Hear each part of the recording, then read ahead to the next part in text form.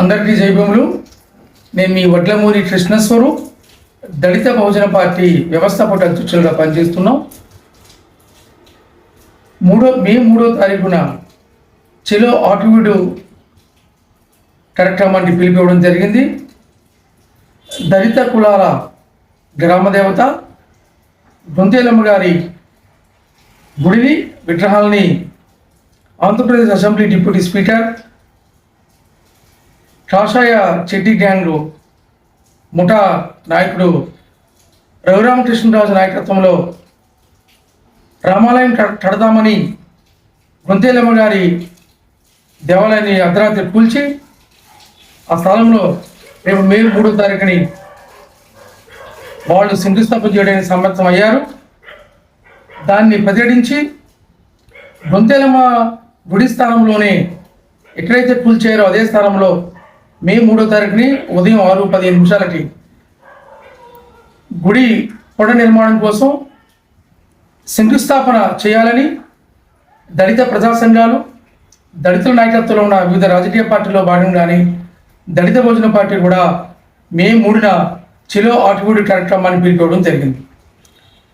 దళిత కులాల ఆత్మగౌరవాన్ని దెబ్బతీసే విధంగా దళితులు చెందిన స్థలం దాదాపు 300-400 సంవత్సరాల క్రితం నుంచి దళితుల గ్రామదేవతగా, కులదేవతలుగా పూజించబడుతున్న ఆటివిల్లోని పెద్దపేటలో గల గొంతేలమ్మ గుడి ప్రాంతాన్ని, ఆ రచ్చబండ ప్రాంతాన్ని కూడా రఘురామకృష్ణరాజు ముఠా ప్రభుత్వ యంత్రాంగంతో, పోలీసుల సహకారంతో రాజ్యాంగ చట్టాలకు వ్యతిరేకంగా, హైకోర్టు ఇచ్చిన స్టే తీర్పుకి వ్యతిరేకంగా కూడా చట్ట వ్యతిరేకమైన గూండా చర్యలకు, దౌర్జన్యానికి పాల్పడడం జరిగింది.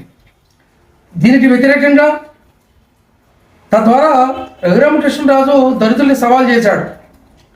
ఎట్టి పరిస్థితుల్లో ఆ స్థలంలో రామాలయం నిర్మిస్తామని. రామాలయం నిర్మించుకుంటే చాలా ప్రాంతాలు ఉన్నాయి, అక్కడ నిర్మించుకోవచ్చు, దానికి ఏమీ ఎవరి అభ్యంతరం లేదు.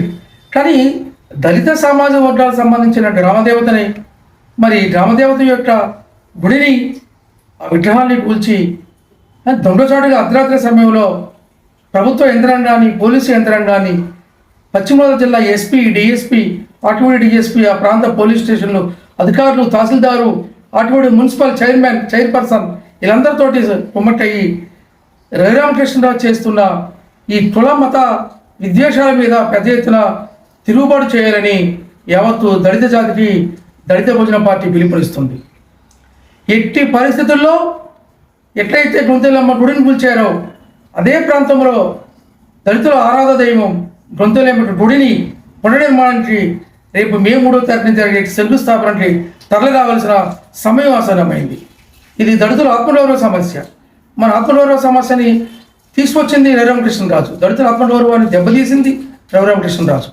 మరి ఎన్డీఏ ప్రభుత్వం, అటు బీజేపీ, జనసేన, తెలుగుదేశం పార్టీ, చంద్రబాబు నాయుడు కానీ, పవన్ కళ్యాణ్ నాయకత్వంలో ఉన్న ఈ రాష్ట్ర ఎన్డీఏ ప్రభుత్వం సహకారంతో, ఎన్డీఏ ప్రభుత్వం యొక్క మద్దతుతోటి రఘురామకృష్ణరాజు చెలరేగిపోతున్నాడు.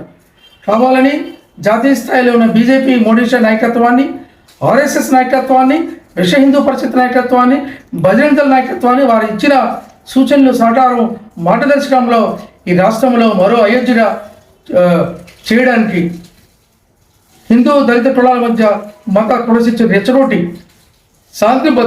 శాంతి భద్రతలను విఘాతం చేసి రాష్ట్రంలో ఒక కాషాయ అంతటా రాజ్యాన్ని, అంతటా రాజకీయాలని తీసుకురావడానికి రఘురామకృష్ణరాజు నాయకత్వంలో మరి కాషాయ దళం, ఆర్ఎస్ఎస్ కుట్ర చేస్తున్నారు.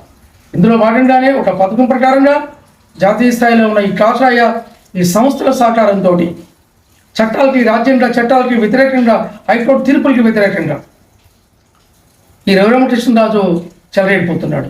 దీనికి వ్యతిరేకంగా మనం అడ్డుకట్ట వేయకపోతే, మన పోయిన ఆత్మగౌరవాన్ని తిరిగి కాపాడుకోకపోతే ఇక భవిష్యత్తు లేదు. దళిత సమాజానికి బానిసత్వమే తప్పదని మేము హెచ్చరిస్తున్నాం. ఇది కేవలం ఆటివిడు పెద్దపేట దళిత కులాలకి, మాల కులాలకు సంబంధించిన సమస్య కాదు. యావత్తు ఆంధ్రప్రదేశ్లో ఉన్న దళితుల సమస్య, దళితుల ఆత్మగౌరవ సమస్య. కాబట్టి ఇది మొత్తం యావత్తు దళిత జాతి మరి రక్షణ సమస్యగా మనం భావించి ఎట్టి పరిస్థితుల్లో మన కులదేవతని మనం పూజించుకోవాల్సిన సమయం, కులదేవత యొక్క స్థలాన్ని దేవాలయాన్ని రక్షించుకోవాల్సిన సమయం, మన ఆత్మగౌరవాన్ని కాపాడుకునే సమయం, మరి సమయం ఆసన్నమైంది. ఇట్లా ఎట్టి పరిస్థితుల్లో వీళ్ళ మీద ఈ కాషాయ చెడ్డీ గ్యాంగ్లు, ఈ మాఫియా అంతటా కృష్ణరాజు, రౌడమ కృష్ణరాజు యొక్క ఈ బ్యాంకుల ఈ దొంగని నిర్వహించాల్సిన అవసరం ఉంది. తెగించైనా సరే, ప్రాణాలు తెగించైనా కొట్లాడాల్సిన సమయం వచ్చింది. దళిత యువత పెద్ద ఎత్తున తిరుగుబాటు చేయాలి. ఏదైతే ఆ వివాస్పద స్థలంలో మన గొంతెలమ్మ గుడిని కూల్చారో అదే స్థలంలో మే 3వ తారీఖుని శంకుస్థాపన చేయాలి. ఇది చావో రేవో తేల్చుకునే సమయం వచ్చింది. అందువల్ల మనం జాతర తరల రావాలని కథం తొక్కాలని ఈ సందర్భంగా దళిత బహుజన పార్టీగా పిలుపునిస్తున్నాం.